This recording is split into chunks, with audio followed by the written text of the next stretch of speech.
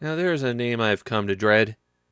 Super Volleyball is the first PC Engine game developed by Micronics, a developer so notoriously awful that they are practically synonymous with bad 8-bit games. Fortunately for me, they only made 2 games on the PC Engine, and the other one's a Mahjong title, so how badly can they screw that up? Super Volleyball is pretty far from Micronics' worst work. I'd even go so far as to say that most of the problems with the game aren't Micronics' fault. Super Volleyball was originally an arcade game, one developed and distributed by Video System, who happens to be the publisher of the PC Engine version. It scales the sport of volleyball down to something that can work as an arcade game. It also had a distinctive approach to its controls, and that carries over to the PC Engine. If you just want to play volleyball, then Super Volleyball offers you a few options. You've got normal mode, which is just a single match between 2 teams of your choice, a Japanese championship mode, and that features teams with some weaker stats, and is actually probably the easier mode to play. And finally, a World Championship mode, where all the national teams face off against each other. Action on the volleyball court is strictly 2-dimensional. It's all played from a side-on view, and you're almost entirely restricted to moving left and right. You have direct control of one player, and they serve the ball and occupy the backcourt. The 3 players close to the net can jump to block when you press button 2, but that's all of their movement that you can control. They'll also set up a player to spike the ball, and when that happens, you can choose when to hit it and what type of hit you'd like to do. Whenever the ball turns pink, and this is for when you're spiking or when you're serving, that means you can hit it by pressing button 1. Press in a direction when you hit button 1, and you can aim the shot a bit. There are some fancy moves you can pull off, like a flying serve or a spike from the backcourt. These require some special button combinations. To return the ball, you have to get under it and hit button 1 to bounce it back up. And that's one of the big differences between the arcade version and the PC Engine version. In the arcade version, there's an arrow telling you where the opposing team is aiming at. The PC Engine version has no such indicators. The ball could be going anywhere in the backcourt, assuming you don't block it.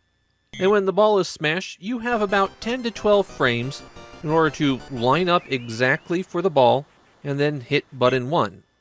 In other words, about 0.15 to 0.2 seconds. The very edge of human reaction time. And that's just reaction. That doesn't account for needing to move your player underneath the ball. Making things worse, if you are slightly misaligned, then there's a good chance your player will get hit by the ball, and then they get knocked down, and they don't get up again. They're always going to keep you down. You don't have any control over how the player on the ground gets up. They just eventually do it on their own.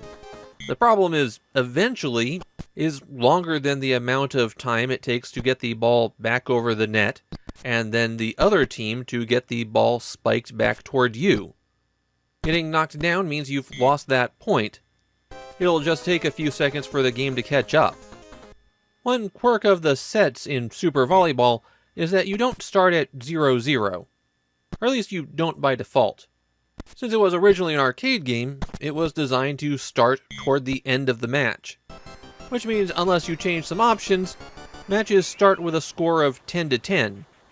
Under the options menu, you can set the starting scores where you like, so if you want to play a full match, it's available to you. The options menu also lets you change the ball speed.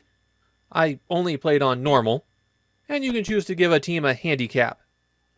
From the main menu, you have the ability to make your own volleyball team to be used in the tournament, and after naming a team and a player, you get to pick from a set of stats. There's always the same array of stats, and the 4 numbers represent spiking, receiving, serving, and blocking. The stats aren't fully balanced. The total can be as low as 15 or as high as 20. In a match, you can substitute a player, including to those that you've created. You bring up the substitution menu by pressing select before you serve. It's worth pointing out that only about half the teams have substitute members available to them, so they just can't change anybody out. I found a real division of opinions on Super Volleyball with Japanese fans. Some adored it, some not so much. I honestly don't think I've seen this evenly split of opinion in quite a while. My own take on Super Volleyball is that it's an interesting version of the sport, but I feel like the PC Engine version doesn't quite work. Mainly it comes down to how it requires superhuman reaction time to play, though at least that you can address by playing on a slower setting. I do like how it breaks the sport down into a handful of consistent decisions. First you pick how to serve, then you pick where to stand for the return. Do you try to block or not? And then if you keep the ball going, how do you want to send it over the net? And all of these decisions can be broken down into a very small number of options. There's really only 3 places that a shot can go, for example. And you only have 4 choices when you're hitting the ball back. It's a very clever system, and unfortunately they crank the difficulty way up from the arcade. So I wind up feeling like Super Volleyball is an interesting game that just doesn't quite work. But then you can just go play the arcade version and probably have a good time.